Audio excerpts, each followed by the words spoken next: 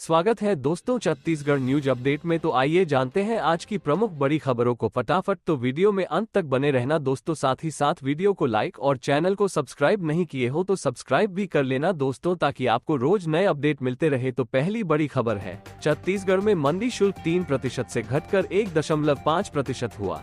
कृषि मंत्री नेताम ने की घोषणा। छत्तीसगढ़ में अब मंडी शुल्क 3% से घटाकर 1.5% कर दिया गया है।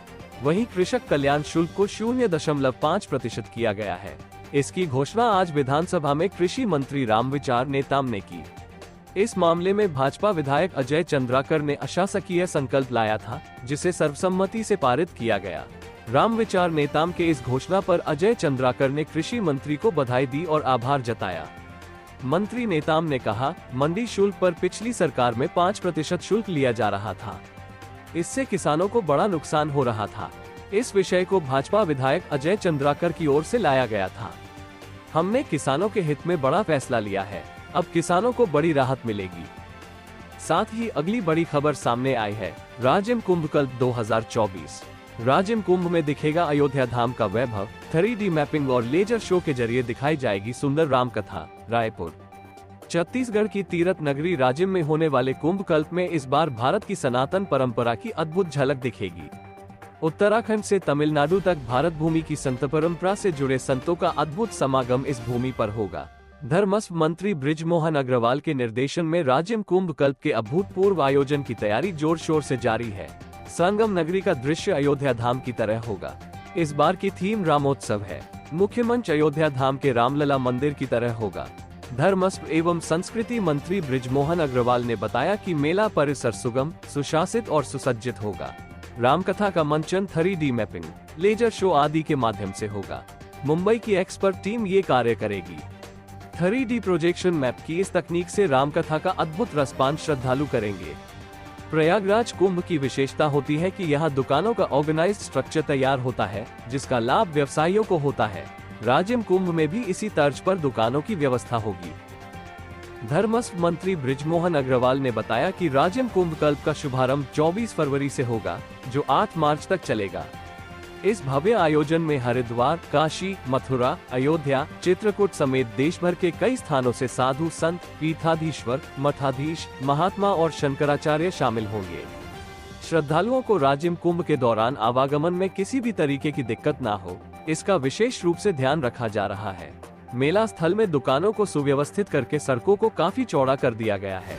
हमने राजिम कुंभ को प्रयागराज कुंभ की तर्ज पर ऑर्गेनाइज्ड स्ट्रक्चर तैयार कर दुकानें स्थापित की है, जिससे दुकानदारों को लाभ हो और श्रद्धालुओं को किसी भी तरह की असुविधा न होने पाए। मंत्री अग्रवाल ने कहा कि राजिम कुंभ कल्प के दौरान 3 पुण्य स्नान क्रमशः 24 फरवरी माघ पूर्णिमा, 4 मार्च माता जानकी जयंती और 8 मार्च महाशिवरात्रि के पावन अवसर पर होंगे। श्रद्धालुओं के मार्गदर्शन और सहयोग के लिए वॉलंटियर तैनात किए गए हैं। कुंभ के दौरान स्वच्छता का विशेष ध्यान रखा जाएगा। इसके लिए नदी और आसपास की स्थलों की साफ सफाई के लिए बड़ी संख्या में सफाई कर्मी तैनात किए गए हैं।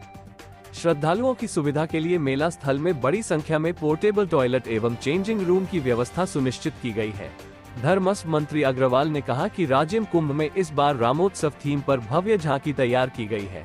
इसमें प्रभु श्री राम के छत्तीसगढ़ में वनवास काल के दौरान पलों को झांकी के माध्यम से बताया जाएगा। झांकी के प्रदर्शन में लेजर लाइट और साउंड इफेक्ट का भी समावेश किया गया है, जो श्रद्धालुओं के लिए आकर्षण का केंद्र होगा। लक्ष्मण झूले को भी LED लाइट से सजाया गया है।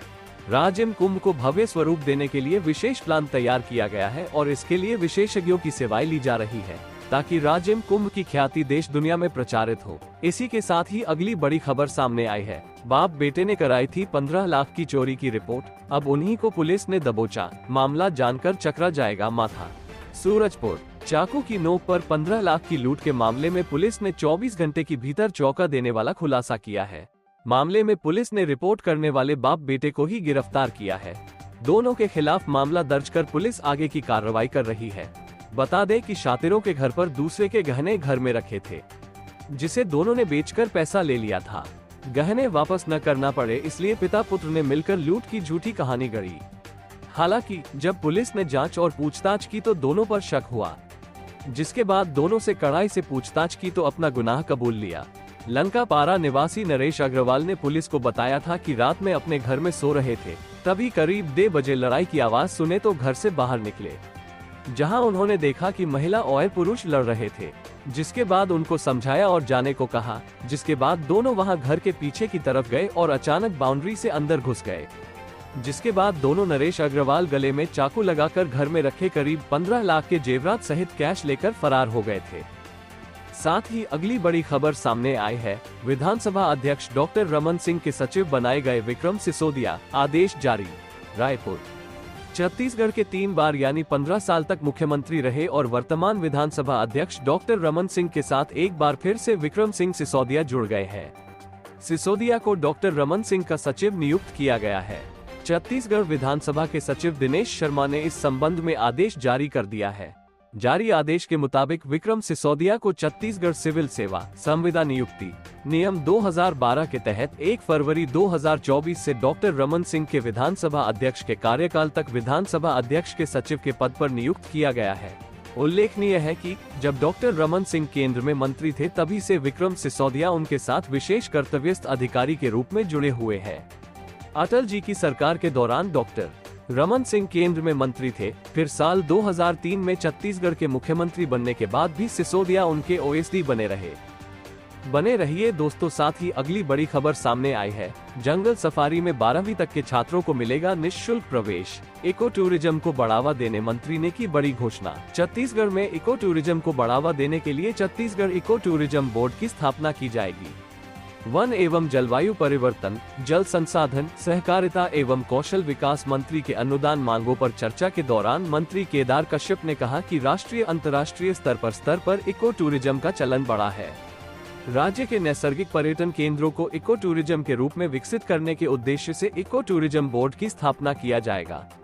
कैंपा के कार्यों के क्रियान्वयन के लिए वित्तीय वर्ष 2024-25 के लिए 1000 करोड़ रुपए का प्रावधान किया गया है। वन मंत्री ने कहा कि जंगल सफारी में अब कक्षा 1 से 12वीं तक छात्रों के निःशुल्क भ्रमण कराया जाएगा। विधानसभा में चर्चा के दौरान 5608 करोड़ रुपए की अनुदान मांगे ध्वनिमत से पारित कर दी गई। वन एवं जलवायु परिवर्तन विभाग की अनुदान मांगों पर चर्चा के जवाब में केदार कश्यप ने कहा कि प्रदेश में लगभग 44.24% वन क्षेत्र है। वन मंत्री ने कहा कि राज्य के राष्ट्रीय उद्यानों, अभयारण्यों, टाइगर रिजर्व सहित अन्य क्षेत्रों में स्थापित पर्यावरण चेतना केंद्रों, नेचर सफारी और पर्यटन स्थलों के आसपास स्थानीय निवासियों को रोजगार देने तथा संबंधित वन समितियों की आय में वृद्धि के उद्देश्य से आवश्यक संसाधन उपलब्ध कराया जा रहा है। स्थानीय युवकों को राष्ट्रीय स्तर के ख्याति प्राप्त संस्थाओं जैसे jungle lodges and resort Karnataka, Bombay natural history society से नेचर गाइड के रूप में प्रशिक्षण दिलाया जाएगा। साथ ही अगली बड़ी खबर सामने आई है, पीएम मोदी ने 34,427 करोड़ की परियोजनाओं का किया लोकार्पण। बिलासपुर को फ्लाईओवर, भिलाई को सोलर प्लांट मिला। सीएम साय बोले विकसित भारत में हम भी भागीदार। प्रधानमंत्री नरेंद्र मोदी ने वीडियो कॉन्फ्रेंसिंग के जरिए छत्तीसगढ़ में 34,427 करोड़ की परियोजनाओं का लोकार्पण किया है। इनमें बिलासपुर में 303 करोड़ से बने फ्लाई ओवर ब्रिज और भिलाई में 280 करोड़ की लागत से बने 50 मेगावाट सोलर प्लांट शामिल है। रायपुर के इंडोर स्टेडियम में विकसित भारत विकसित छत्तीसगढ़ कार्यक्रम का आयोजन किया गया है। कार्यक्रम में सीएम विष्णुदेव साय, मंत्री रामविचार नेताम, मंत्री बृजमोहन अग्रवाल मौजूद है। इस दौरान मुख्यमंत्री ने कई योजनाओं के हितग्राहियों को चेक का वितरण किया है। कार्यक्रम को सीएम विष्णुदेव ने संबोधित करते हुए कहा कि हमारी सरकार बनते ही हमने 18 लाख परिवारों को पीएम आवास की स्वीकृति का फैसला लिया है। 2 साल का बकाया किसानों का धान बोनस उनके खातों में डाला गया है। इस बार बम्पर धान खरीदी हुई है। 3100 रुपए धान की कीमत देने का वादा भी पूरा कर रहे हैं। विवाहित माताओं बहनों को महतारी वंदन योजना के तहत हर साल 12,000 रुपए दे रहे हैं। मोदी जी आपने विकसित भारत का संकल्प लिया है जिसमें हम भी सहभागी हैं। सीएम साय ने जानकारी देते हुए कहा कि प्रधानमंत्री जी आपने विशेष पिछड़ी जातियों को संबल दिया है। योजना के तहत 7,42,000 महिलाओं को लखपति दीदी बनाने का लक्ष्य है। आपकी ओर से छत्तीसगढ़ को दिया गया ये उपहार विकसित भारत की दिशा में बड़ा कदम है। साथ ही अगली बड़ी खबर सामने आई है, रायपुर समेत सभी संभागों में बारिश के आसार। अगले 48 घंटे दिन रात के तापमान में बदलाव नहीं। 3 दिन के लिए येलो अलर्ट। छत्तीसगढ़ में बढ़ते तापमान के बीच अब मौसम में अगले 3 दिनों तक बदलाव देखने को मिलेगा। मौसम विभाग ने बस्तर संभाग के जिलों में बारिश की संभावना जताई है। अगले 3 दिनों के लिए कई जिलों में येलो अलर्ट जारी किया गया है। 24 से 26 फरवरी के बीच रायपुर समेत दुर्ग, बिलासपुर, बस्तर और सरगुजा संभाग के कुछ जिलों में गरज चमक के साथ बारिश के आसार हैं। मौसम विज्ञान केंद्र के मुताबिक प्रदेश में अगले 48 घंटों में दिन और रात के तापमान में कोई विशेष बदलाव के आसार नहीं है। इसके बाद सरगुजा संभाग और उससे लगे जिलों में 2 से 3 डिग्री तापमान में गिरावट होगी। बस्तर संभाग को छोड़कर सभी संभाग में मौसम शुष्क रहेगा। सरगुजा संभाग और उससे लगे जिलों में एक सिस्टम है जो समुद्र तल से 0.9 किलोमीटर ऊपर स्थित है। शुक्रवार को सबसे ज्यादा दुर्ग में 33.6 डिग्री तापमान डोंगरगढ़ में रहा। वहीं सबसे कम सरगुजा में 12.5 डिग्री तापमान दर्ज किया गया। रायपुर में रात का तापमान सामान्य से ऊपर रहा। यहां न्यूनतम तापमान 19.4 और अधिकतम 32 डिग्री रिकॉर्ड किया गया। रात का तापमान भी औसत से 2 डिग्री ज्यादा रहा। मौसम विभाग के मुताबिक 26 फरवरी को जिले के 1-2 स्थानों पर बारिश की संभावना है। बने रहिए दोस्तों, साथ ही अगली बड़ी खबर सामने आई है। छत्तीसगढ़ में मिला दुर्लभ प्रजाति का लौडाकिया सांप। जहर कम, खूबसूरती अद्भुत। ओडिशा और असम के बाद बैलाडीला की पहाड़ियों पर दिखा। छत्तीसगढ़ के दंतेवाड़ा जिले में बैलाडीला की पहाड़ियों पर दुर्लभ प्रजाति का एक सांप मिला है। इस सांप का नाम लौडाकिया है। इससे पहले इंडिया में यह असम और ओडिशा में मिल चुका है। छत्तीसगढ़ में ये सांप पहली बार मिला है। वन विभाग और प्राणी संरक्षण कल्याण समिति ने इस सांप को सुरक्षित रूप से जंगल में छोड़ दिया है। अब इस सांप को लेकर शोध करने की तैयारी है। प्राणी संरक्षण कल्याण समिति के सदस्य अमित मिश्रा ने दैनिक भास्कर से कहा कि बैलाडीला की पहाड़ी में एनएमडीसी के स्क्रीनिंग प्लांट में ये सांप मिला है। इसे वाइन स्नेक प्रजाति का बताया जा रहा है। पूरे भारत में वाइन स्नेक की करीब 7 से 8 प्रजातियां हैं, लेकिन दंतेवाड़ा में मिला सांप बहुत दुर्लभ है। जब इसका आकार और रंग रूप दूसरे वाइन स्नेक से मैच नहीं हुआ, तो इसकी जांच के लिए तस्वीरें स्पेशलिस्ट के पास भेजी गई। जांच में सांप की पहचान लौडाकिया वाइन स्नेक के रूप में हुई है। भारत में पहली बार ये साल 2019 में असम और ओडिशा में मिला था, जिसके बाद अब छत्तीसगढ़ में मिला है। इसकी जानकारी मिलते ही वन विभाग को इस नए प्रजाति के बारे में बताया गया। बैलाडीला की पहाड़ी में इनकी संख्या कितनी है और माइनिंग इलाके में ये सेफ है या नहीं, इस पर शोध किया जा रहा है। इस सांप की लंबाई करीब 4 से 4.5 फीट की होती है। रंग हल्का भूरा होता है। इसकी पहचान इसके सिर से होती है, जो थोड़ा नुकीला होता है। अगर साइड एंगल से देखें तो एक तीर के सामने वाले हिस्से की तरह होता है। इस सांप में जहर कम होता है। ये बेहद खूबसूरत और आकर्षक होता है। ये अमूमन पेड़ों पर पाए जाते हैं। छोटे कीड़े, छिपकली, बर्ड्स एग इनके मुख्य आहार हैं। अगर ये किसी इंसान को काट ले तो मौत का चांस कम होता है। साथ ही अगली बड़ी खबर सामने आई है। छत्तीसगढ़ में शिक्षक भर्ती का विज्ञापन जल्द होगा जारी। जून में होगी टीएटी परीक्षा। सरकारी शिक्षक बनने की चाहत रखने वाले युवाओं के लिए खुशखबरी है। छत्तीसगढ़ सरकार ने बम्पर टीचरों की भर्ती का ऐलान किया है। छत्तीसगढ़ के शिक्षा मंत्री बृजमोहन अग्रवाल ने विधानसभा में कहा कि प्रदेश में जल्द ही 33,000 शिक्षकों की भर्ती के लिए प्रक्रिया शुरू की जाएगी। शिक्षा मंत्री बृजमोहन अग्रवाल ने कहा कि 33,000 शिक्षकों की भर्ती का अधिसूचना लोकसभा चुनाव से पहले जारी किया जाएगा और आगामी शैक्षणिक सत्र के शुरू होने से पहले शिक्षकों की भर्ती की प्रक्रिया पूरी कर ली जाएगी। प्रदेश की स्कूलों में 33,000 से ज्यादा शिक्षकों में सबसे ज्यादा सहायक शिक्षक के 22,341 पद, शिक्षकों के 8,194 पद और व्याख्याता के 2,524 पद शामिल हैं।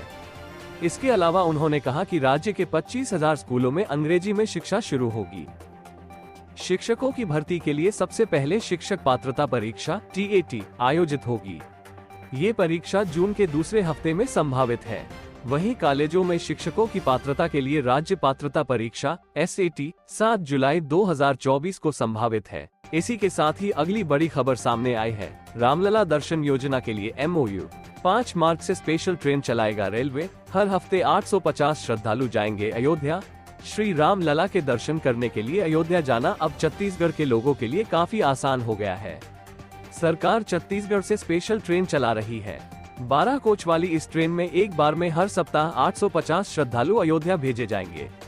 इस स्पेशल ट्रेन का संचालन 5 मार्च से शुरू हो रहा है। पर्यटन मंत्री बृजमोहन अग्रवाल की मौजूदगी में पर्यटन मंडल और IRCTC के बीच MOU हुआ है। करार में तय हुआ है कि स्पेशल ट्रेन चलाकर छत्तीसगढ़ के लोगों को रेलवे अयोध्या जाने की सुविधा देगा। पर्यटन एवं संस्कृति मंत्री बृजमोहन अग्रवाल ने कहा कि मुख्यमंत्री विष्णुदेव साय के नेतृत्व में हमारी सरकार बड़ी तेजी से मोदी की गारंटी को पूरा करने का काम कर रही है। रामलला दर्शन योजना के तहत श्रद्धालुओं को पूरा पैकेज मिलेगा, जिसमें छत्तीसगढ़ से अयोध्या जाने, वहां रहने, मंदिर दर्शन, नाश्ते और खाने की भी व्यवस्था रहेगी। उन्होंने बताया कि MOU हस्ताक्षर होने के बाद 5 मार्च से ट्रेनों का संचालन शुरू हो जाएगा। इस ट्रेन में टूर एस्कॉर्ट, सुरक्षा कर्मी और चिकित्सकों का दल भी रहेगा। यह MOU 3 साल के लिए किया गया है, जिसे 2 साल बढ़ाया भी जा सकता है। पर्यटन एवं संस्कृति अग्रवाल ने बताया कि सभी जिला कलेक्टर हितग्राहियों से तय फॉर्मेट पर आवेदन प्राप्त कर उनकी जांच करेंगे। जिलेवार निर्धारित कोटे के अनुसार यात्रियों की सूची तैयार करेंगे। सूची IRCTC और छत्तीसगढ़ पर्यटन मंडल नोडल एजेंसी को भेजी जाएगी। हर जिले से 40 यात्रियों पर सिक्योरिटी के लिहाज से 1 कर्मचारी भी भेजा जाएगा। उन्होंने ये भी बताया कि आने वाले समय में अयोध्या के साथ साथ इस ट्रेन के जरिए काशी में भगवान विश्वनाथ के दर्शन और प्रयागराज तीर्थ दर्शन की व्यवस्था भी कराई जाएगी।